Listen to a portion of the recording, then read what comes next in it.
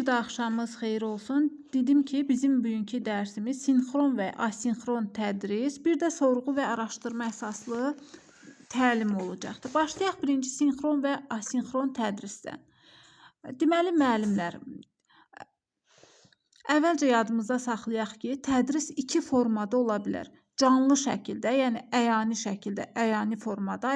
Əyani formada da odur ki, yəni ki, hər gün biz məktəbə gedib gəlirik. Bu da yəni ki, təhsil alma formalarında biz bunlarla rastlaşmışıq. Əyani təhsil alma forması. Yəni hər gün məktəbdə olmaq və bu da yəni ki, canlı dərslərdə. Bir də var ki, onlayn formada ola bilər. Onlayn formada da necə olur? Burada da İKT tələb olunur. Yəni elektron platformalar üzərindən təşkil olunur. Zoom-dur, Meet-dir və s. Yəni bu platformalar tərəfindən təşkil olunan onlayn dərslərdir. Deməli, onlayn tədrisi distanta, yəni məsafədən də adlandırmaq olar. Yəni ki, biz hər hansı bir qurğu, məsəl üçün telefondur, kompüterdir, planşetdir, yəni bunlardan istifadə edərək müəyyən platformalar vasitəsilə istənilən məsafədən dərslərə qoşula bilərik. Bu onlayn tədris də özü də yəni ki, sinxron və yaxud asinxron ola bilər, yaxud da ki, sinxron və asinxron tədrisin birləşməsi olan hibrid də ola bilər. Hibrid tədris forması da ola bilər ki, bunların üçündən də yəni istifadə edirik. İndi bu üç tədris formasına aydınlıq gətirək. Bax, sinxron tədris deyəndə nə başa düşürük? Sinxron tədrisdə dərslər canlı keçirilir. Yəni burada yəni müəllim və şagird fiziki olaraq eyni mühitdə deyil. Çünki yəni ki, məktəbdəki kimi olmur da. Bizim indi hal-hazırda sizlə olduğumuz kimi, yəni ki, hərə bir yerdən qoşulur da, belə deyək. Məsəl üçün, qrup yaratmışam. Deyirəm ki, şagirdlərə sabahlarım saat 21:00-da dərsimiz var. Hamınız qoşularsınız. Yəni ki, onlayn canlı dərs dedikdə necə ki, ənənəvi təlimdə və yaxud əyani tədris formasında hamı eyni vaxtda məktəbə gəlib gedirdi, dərsdə iştirak edirdi. Onlayn tədris növü olan, yəni sinxron tədrisdə də canlı olaraq, yəni fiziki olaraq hamı eyni mühitdə olmasa da, ancaq ayrı-ayrı məkanlardan, lakin hamı eyni vaxtda nə edir? Canlı dərsə qoşulur. Təkrar edirəm, onlayn tədrisin neçə növü oldu? 3 növü oldu. Sinxron, asinxron, bir də hibrid. Sinxron nə oldu? Canlı dərs, yəni müəllim əvvəlcədən şagirdlərinə vaxtı təyin edir. Şagirdlər də hamısı müəllimin dediyi vaxtda onlayn platformalar üzərindən dərsə qoşulurlar. Sinxron tədrisin vaxtı əvvəlcədən müəyyən edilir ki, şagirdlər də həmin vaxt üçün hazırlaşsınlar. Sinxron tədris bizdən nə tələb edir müəllimlər? İKT bacarığı tələb edir, telefonun olması lazımdır, kompüterimizin olması lazımdır. Deməli, sinxron tədrisdə əsas həll edici məqamlardan biri də odur ki, biz vaxtında bir problemi həll edirik. Yəni, şagirdin haradasa bir çətinliyi varsa, həmin vaxtı sual verir, canlı dərsdə olduğumuz üçün. Mən də həmin o problemi vaxtında bir müəllim olaraq nə edirəm? Həll edə bilirəm. Deməli, sinxron tədrisdə əks əlaqə də vaxtında verilir, surətlə verilir, canlı verilir. Yəni ki, verilən o suala əks əlaqə, yəni cavabı mən nə edirəm? Vaxtında verə bilirəm. Bayaq da dedim ki, sinxron tədrisdə dərslər hər zaman əvvəlcədən müəyyən edilmiş vaxtda keçirilir. Yəni, biz əvvəlcədən bilirik ki, şagirdlərə, məsəl üçün demişdik ki, 21:00-da dərsimiz var. Bu oldu bizim sinxron tədrisimiz. Yəni, hamı da eyni vaxtda nə edir? Qoşulur o dərsə. İndi bir daha ümumiləşdirmə aparaq, keçək sonra asinxrona. Bax, deməli, sinxron tədris onlayn tədrisin bir növüdür. Sinxron tədris dedikdə vaxt əvvəlcədən bəlli olur və bütün şagirdlər də dedik ki, eyni vaxtda dərsə qoşulurlar. Bundan başqa, həm şagirddən, həm müəllimdən İKT bacarığı tələb olunur. Daha sonra sinxron tədrisdə problem vaxtında həll olunur. Burada yəni canlı ünsiyyət olur, əks əlaqə qurulur. Dərslər müəllim tərəfindən qurulan cədvəl əsasında keçirilir. Yəni bir cədvəl olur, o müəllim tərəfindən qurulur. O cədvəl əsasında da dərslər keçirilir. Məsəl üçün suallarda düşür ki, onlayn tədrisin hansı formasında testdə düşür də müəllim cədvəl hazırlayır. Cavab olaraq götürəcəyik sinxron tədrisi. Çünki orada cədvəli müəllim hazırlayır. İndi isə baxaq asinxron tədris formasına. Baxın, sinxronda necə idi? Deyirdik ki, müəllim əvvəlcədən bəlli vaxt təyin edirdi. Hamı onlayn olmalı idi, hamı da onlayn şəkildə dərsə qoşulmalı idi. Dedik ki, canlı və surətli burada əks əlaqə olurdu asinxron tədrisdə. Sinxron tədrisdə, üzr istəyirəm. Asinxronda isə bunun əksidir. Asinxronda canlı dərslər lazım olduğu zaman keçirilir. Qruplara material göndərilir. Material göndərildikdən sonra kiminsə sualı olarsa, sualı qrupa göndərilir və qrupda müzakirə olunur. Daha sonra, yəni əgər ehtiyac olarsa, canlı dərs təşkil olunur. Bu oldu asinxron tədris forması. Sinxronda deməli hamı bir vaxtda müzakirə aparırdı, amma asinxronda elə şey yoxdur. Deməli müəllimlər, biz asinxron və sinxronu müqayisə edərkən deyə bilərik ki, sinxronda canlı dərslərə yer verilir, asinxronda isə canlı dərslər lazım olduqda keçirilir. Bax, bunu da yadda saxlayın. Testdə düşsə ki, canlı dərs lazım olduqda keçirilən hansı idi? Yadınızda qalsın ki, asinxron. Deməli, sinxron tədris üçün WhatsApp-dır, Zoom-dur, Google Meet-dir. Yəni ki, bu lazım olan faktorlardır sinxron tədris üçün. Yəni, orada onlayn platformalardan biz istifadə edirik. Yəni, burada Teams proqramıdır, Zoom-dur, Meet-dir. Bunlar əsasdır və dərsdən sonra da mən tutam ki, materialı e-class proqramıdır, WhatsApp proqramı vasitəsilə də məsəl ki, indi qeyd götürüb sizin qrupa atıram, o formada da yəni təşkil edə bilərəm. Asinxronda isə bunların əksi, yəni əvvəlcədən materialı atırlar, daha sonra lazım gələrsə, şagirdlərin hardasa çətinlikləri olarsa, həftədə bir dəfə belə canlı dərs keçirmək olar. Zoom-da mı, nə bilim, Meet-dəmi, bu şəkildə. Yəni, asinxronda əsas deyil ki, hər gün canlı dərslər olsun. O, sinxrondadır canlı dərslərin olması.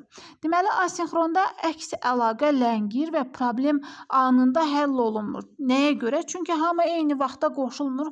Məsəl üçün, indi hamınız buradasınız, eyni vaxtda qoşulmursunuz. Siz mənə sual versəz, mən anında sizə əks əlaqə yaratacağım. Sizlə sualınızı cavablandıracağım, probleminizi də həll edəcəm. Bu, sinxron tədris. Amma asinxronda necədir? O, bəzi müəllimlər var, qrup yaradırlar, materialı atırlar, müdavimlər onları öyrənir, sonra sualı atır qrupa, müəllimin nə vaxtı olarsa onda baxır, onu cavablandırır. Bu da deməli nə oldu? Asinxron oldu. Dedik ki, asinxronda əks əlaqə ləngir, problem anında həll olunmur. Bayaq dedik ki, sinxron və asinxron tədrisin qarışığı olan hibrid tədris forması da var. Hibriddən də istifadə etmək daha faydalıdır müəllimlər. Yəni, ən faydalı olan onlayn tədris formasıdır hibrid. Burada həm asinxrondan, həm də sinxrondan istifadə olunur. Yəni, biz sinxron və asinxrondan istifadə edərək faydalı bir dərs keçə bilərik. Burada əsas nələrə diqqət yetirmək lazımdır? Məsəl üçün, testlərdə düşsə ki, müəllim cədvəl hazırlayır. Əgər cədvəli müəllim hazırlayırsa, yadınızda saxlayın, olacaqdır sinxron tədris. Yox, uşaq özü üçün cədvəl hazırlayırsa, bu olacaqdır asinxron. Əgər deyərsək ki, testdə Google Meet-dir, Zoom-dur, Teams proqramıdır, bu proqramlar əsasdır, yəni mən bu proqramlarla canlı görüşlər təşkil etməliyəm, bu olacaqdır sinxron. Əgər desək ki, testdə Zoom-dur, Teams-dir, Google Meet-dir, köməkçi xarakter daşıyır, bu da olacaqdır artıq asinxron tədris forması. Burada çətin qalan bir yer yoxdur ki, müəllimlər sizə. Asan bir mövzudur. Yəni, hər gün istifadə elədiyimiz dərs modelidir. Yəni, müəllimlərin qoşulub hazırlaşdığı dərs modelidir. Gözünüzün qarşısında da canlanır. Keçək sorğu və araşdırma əsaslı təlimə. Deməli, sorğu və araşdırma əsaslı təlim deyəndə nə başa düşürük? Bax, sorğu və araşdırma əsaslı təlim intellektual maraq ilə öyrənməni uzlaşdıran sorğu və araşdırma əsaslı təlim metodudur. Yəni ki, bu tədris prosesinə uyğunlaşdırılmış bir modeldir. Bu bir tərifdir, bizə verilibdir. Buradan bizə nə aydın oldu? Buradan bizə aydın oldu ki, sorğu və araşdırma əsaslı təlimdə maraq və öyrənmə uzlaşmalıdır. Bildik ki, maraq olan yerdə öyrənmə də mütləq nə olur? Baş verir. Maraq yoxdursa öyrənmə baş verə bilməz. Əgər effektiv nəticə əldə etmək istəyiriksə, mütləq maraqla öyrənməni nə etməliyik? Uzlaşdırmalıyıq. Əgər şagirdin bir prosesə qarşı marağı varsa, şagird o zaman daha yaxşı öyrənəcək. Yox, əksinə şagirdin prosesə qarşı marağı olmazsa, o zaman şagird nə edəcəkdir? Zəif öyrənmiş olacaq və biz burada effektiv nəticə əldə edə bilmərik. Buradan bizə nə aydın oldu? Bizə aydın oldu ki, sorğu və araşdırma əsaslı təlimin əsas məqsədi budur ki, maraq və öyrənmə bir-birinə uyğun olsun, bir-biri ilə uzlaşsın. Deməli, sorğu və araşdırma tipli təlim bir neçə mərhələsi var bunun. Burada yəni şagirdlər öyrənmə prosesində sual verməkdir, hipotez, yəni fərziyyə irəli sürməkdir, müşahidə etməkdir, araşdırma aparmaqdır, nəticə çıxarmaqdır, nəticəni yoxlamaq kimi fəaliyyətləri icra edirlər.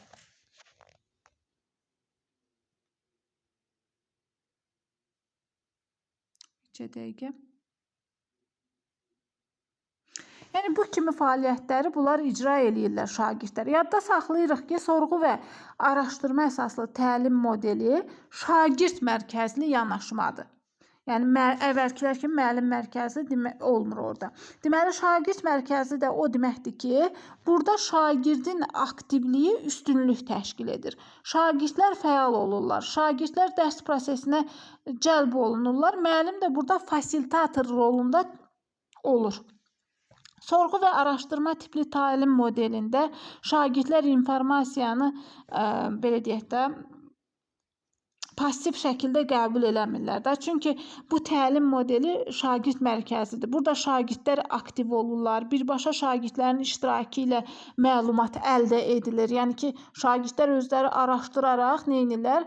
Məlumatı əldə edirlər bu sorğu və araşdırma əsaslı təlimdə. İndi isə baxaq ki, sorğu və araşdırma əsaslı təlimin əsas komponentləri nələrdir? Dəqiqə. Baxın, bax, burada kitabda verilibdir. O hissəni qeyd edeyim, diqqətli olaq. Baxın, bu hissəyə baxın. Burada verilibdir ki, sorğu və araşdırma əsaslı təlimin komponentləri nələrdir? Burada, bax, yönləndirmə verilibdir. Yəni, prosesə cəlb etmə. Əsas sualın, yəni fərziyyənin qoyulması və ya hipotez, yəni fərziyyə irəli sürmək. Araşdırma, nəticə, müzakirə. Yəni, bunlar deməli, sorğu və araşdırma əsaslı təlimin əsas komponentləridir. İndi bu mərhələlərə diqqət yetirək. Görək, bunlar nə anlam daşıyır? Deməli, tək-tək baxaq da bu mərhələlərə indi. Bax, yönləndirmə nədir? Bu addımda deməli şagirdlərin diqqəti və marağı prosesə cəlb olunur. Baxın, birinci mərhələsi olan bu yönləndirmədə. Deməli, yönləndirərək şagirdin diqqətini, marağını dərs prosesinə nə edirik? Cəlb eləyirik. Deməli, bu zamanda biz müxtəlif yollardan, metodlardan istifadə edə bilərik. Məsəl üçün, motivasiyada olduğu kimi qrafiklərdən, videolardan, şəkillərdən istifadə edə bilərik. Şagirdlərin marağını cəlb edib yönləndirməliyik də məqsədə. İkinci mərhələmiz nədir bizim? İkinci mərhələmiz, deməli, burada nə verilibdir? Əsas sualın qoyulması, hipotez edilmə. Bax, burada nədir? Deməli, əsas sual qoyulur, tədqiqat sualı kimi əsas sual da qoyula bilər və yaxud da ki, fərziyyə irəli sürülə bilər. Burada da şagirdlər anlayışla, konseptlə bağlı sual doğuran bir məsələni, məqamı ortaya qoyurlar və həmin məqamla bağlı nə edirlər? Fikirlər irəli sürürlər. Üçüncü mərhələdə artıq araşdırma başlayır. Yəni, bütün bu mərhələlər bir-biri ilə sıx əlaqəlidir. qırılmaz zəncir kimidir. Yəni 3-cü mərhələdə nə gəldi? 3-cü mərhələdə artıq araşdırma gəlir də. Deməli bunlar hamısı dedik ki, mərhələlər bir-biri ilə əlaqəlidir. 3-cü mərhələdə deməli bu qoyulan sualla, irəli sürülən fikirlə bağlı araşdırma başlayır. Şagirdlər hərəkətə başlayırlar, səsləri bağlayaq. Fəaliyyətə başlayırlar, təcrübələr toplayırlar, məlumatlar əldə edirlər. 4-cü mərhələ nədir? 4-cü mərhələdə artıq nəticədir. Deməli, nəticə də nədir? Deməli, bu hadisədə əvvəlcə qoyulan suallar və ya fikirlər, araşdırma ilə əldə edilən nəticələr qarşı-qarşıya qoyulur. Qarşı-qarşıya qoyulur və 4-cü mərhələdə də müzakirə başlayır. Yəni, sonuncu mərhələmizdə də nəticələr qarşı-qarşıya qoyulandan sonra müzakirə başlayır.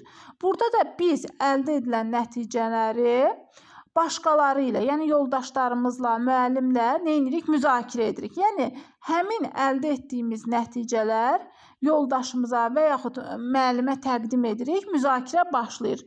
Bütün, yəni yuxarıda sadaladıqlarım oldu sorğu əsaslı, araşdırma əsaslı təlimin mərhələləri, yəni komponentləri. Bunlara da nələr daxil oldu? Yönləndirmə oldu. Əsas sualın və fərziyyənin qoyulması oldu, araşdırma oldu, nəticə oldu, müzakirə oldu.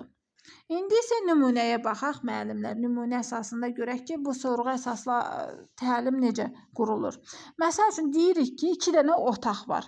İkisi də eyni ölçüdədir. A bitkisi əkilib, məsəl üçün qablar var. Birinə A bitkisi əkmişik, birinə də deməli B bitkisi. A bitkisi əməlli başlı çiçək açıbdı, yarpaqlayıb böyüyübdür. B bitkisi isə inkişafdan qalıbdır, yəni balaca qalıbdır. Müəllim başlayır yönləndirməyə. Deyir ki, A bitkisi də, B bitkisi də hər ikisi eyni vaxtda əkilibdir.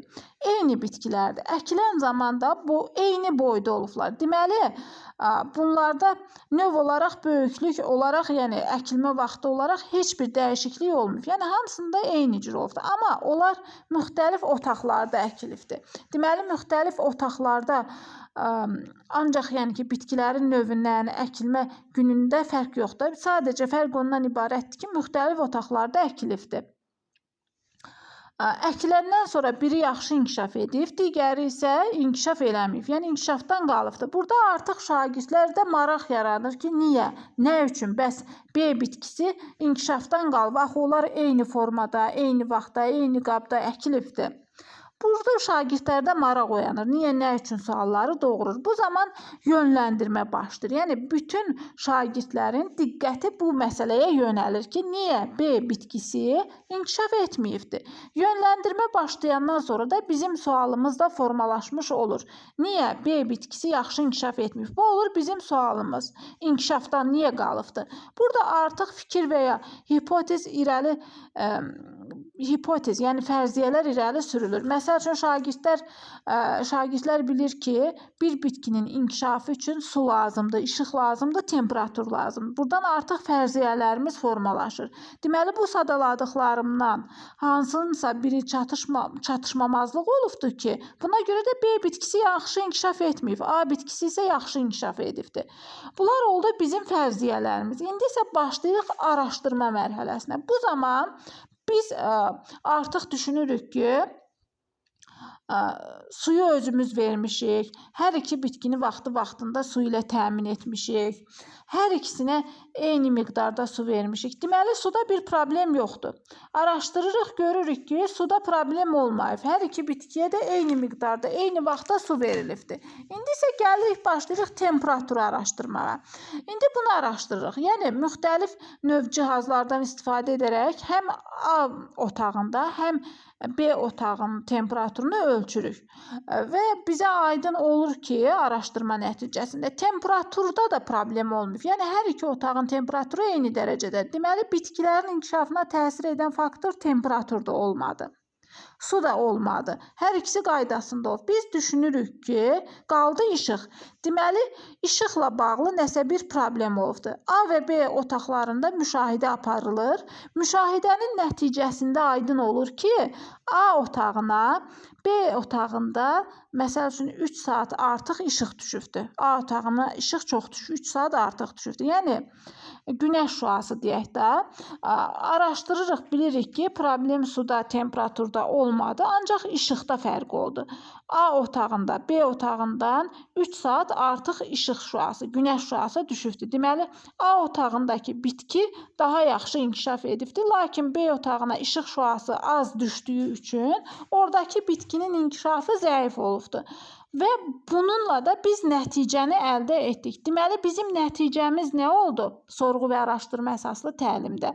Biz başa düşdük ki, bu üç şey, su, işıq, temperatur bərabər olsa, bitkilər arasında hər hansı bir problem olmazdı. Yəni, hər ikisi də eyni inkişaf edərdi.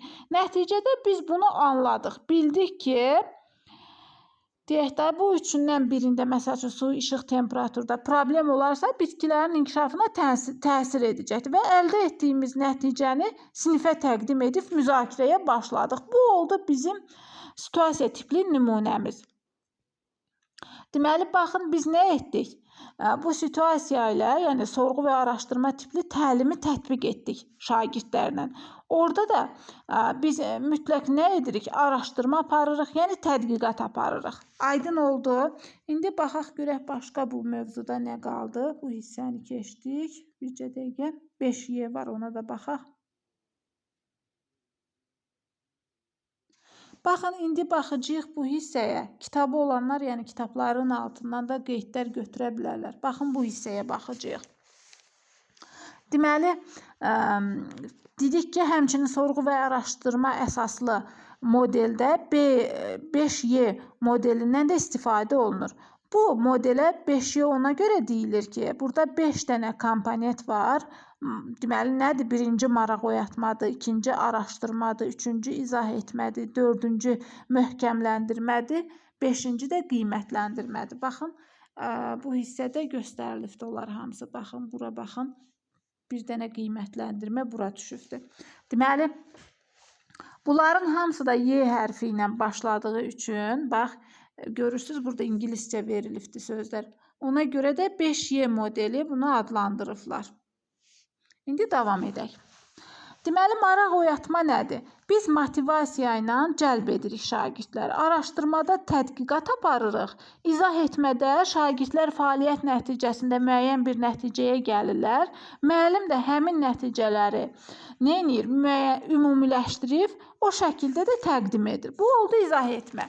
İndi baxaq görək, möhkəmləndirmə nədir? Möhkəmləndirmə nədir? Deməli, möhkəmləndirmə mərhələsində də biz şagirdlərimizə əlavə suallar, əlavə tapşırıqlar verməklə öyrəndiklərini möhkəmləndiririk. Yəni, bu olmazsa, şagirdlərin öyrəndikləri uzun müddət onların yaddaşında qalmaz. Məsəl üçün, biz dərs keçirik, dərsin sonunda refleksiya eləyirik. Refleksiya nə üçün aparırıq? Onlar, yəni, öyrəndikləri bilikləri onların beynində möhkəmləndirmək üçün. Bax, bu möhkəmləndirmə mərhələsi də ona bənzəyir. Sonra gəlir qiymətləndirmə, o deməkdir, yəni. Qiymətləndirmə nədir? Biz bilirik ki, qiymətləndirmə olmadan hər hansı bir prosesdə uğurlu nəticə əldə etmək olmaz. Yəni, istənilən prosesdə qiymətləndirmə var. Qiymətləndirmə də sonuncu mərhələmizdir. Burada, yəni, şagirdlərin gəldiyi nəticə dəyərləndirilir və təlim nəticələri ilə, şagirdlərin əldə etdikləri ilə müqayisə edilir. Yəni, belə deyək də, başlayanda məqsədimiz nə idi və hansı məqsədə çatmışıq? Bunlar hamısı qiymətləndirmə mərhələsində dəyərləndirilir. Deməli, qiymətləndirmə tapşırıq vasitəsilə də aparıla bilər, meyarlar da tərtib edilərək aparıla bilər və başqa cürə də aparıla bilər. Bayaq da dedik ki, komponentlərlə demək olar ki, 5Y modeli eynidir. Sadəcə komponentlərdə mərhələ 4 dənə idi, bayaq sadalanmışıq. 5Y mərhələsində isə, modelində isə mərhələ 5 dənədir. Bir də adlarda, yəni ki, dəyişdirilmələr var mərhələlərin adlarında. Ancaq məzmun etibarı ilə eyni anlayışlardır.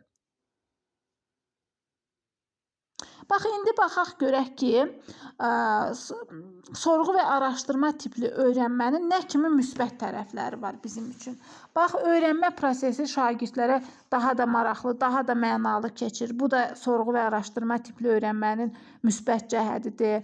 Şagirdlər cəlb olunduqları fəaliyyətdə təcrübi bacarıqlar əldə edirlər, yəni təcrübələr keçirlər. Daha sonra biliklərin dərinləşməsi onların uzun müddətli yaddaşına ötürülməsinə imkan yaradır. Sonra müəllimlər şagirdlərin inkişafını daha açıq müşahidə edə bilirlər. Daha sonra şagirdlərlə müxtəlif proses bacarıqları, yəni məqsəd müəyyənləşdirmə, vaxt və prioritetləri idarə etmə, informasiya emal etmə, komanda ilə işləmə, yazılı və şifahi ünsiyyət təqdim etmə, problem əldə etmə, dəyərləndirmə və s. kimi imkanlar yaradılır. Bayaqki nümunədən biz gördük ki, burada ünsiyyət önəmlidir. Yəni, sorğu və araşdırma əsaslı təlimdə ünsiyyət önəmlidir. Çünki araşdırdığımız məsələni müzakirəyə çıxarırıq. Təqdim etmə bacarığı da olmalıdır. Problem əldə etmə bacarığı da olmalıdır. Yəni, biz araşdırmağı da və s. də bacaraq da. Bunlar olmasa bacarmarıq. Bütün bunlar da oldu sorğu əsaslı araşdırmanın müsbət cəhətləri. Bundan başqa sorğu əsaslı təlimdə müəllim belə deyək də, müəllimin funksiyaları da vardır ki, indi bunlara baxaq. Məsəl üçün, mövzuya giriş üçün şagirdlərin diqqətini çəkmək və onları araşdırmaya sövq edəcək sual qoymaq və yaxud situasiya təsvir etmək. Qeyd edilən sual və problem ətrafında şagirdlərin müzakirəyə, dialoqa təşviq etmək, prosesə cəlb etmək. Bunların hamısı nə oldu? Müəllimin nəyi oldu? Funksiyaları oldu. Sonra ehtiyaca görə şagirdləri qruplaşdırmaq və ya bütün siniflə müzakirə təşkil eləmək. Yəni, qrupa da bölə bilər, ehtiyac varsa, bütün siniflə də müzakirə təşkil edə bilər. Müzakirələri diqqətlə izləmək və yalnız müzakirələri korrekt etmək. Yəni ki, o düzəlişlər verməkdə, korrekt etmək bu deməkdir. Eyni zamanda onların daha yaxşı anlaması üçün əlavə informasiya ilə şagirdləri təmin etmək. Öyrənməni mənalı etmək üçün şagirdlərin mövcud təcrübələrindən istifadə etmək. Burada müəllim nə edir? Təbii ki, fasilitatorluq edir. Çünki şagird mərkəzli təlim modelidir da bu. Araşdırma, sorğu və araşdırma əsaslı təlim modeli. Deməli, biz müəllimlər çalışmalıyıq ki, şagirdlər maraqla öyrənsinlər. Çünki maraq nə qədər çox olsa, öyrənmə o qədər güclü olar və nəticə də şagirdlərdə yaxşı olar. Lakin şagirdin öyrənməyə marağı yoxdursa, orada nəticədən söhbət gedə bilməz. Yəni, nəticə mütləq şəkildə zəif olacaqdır.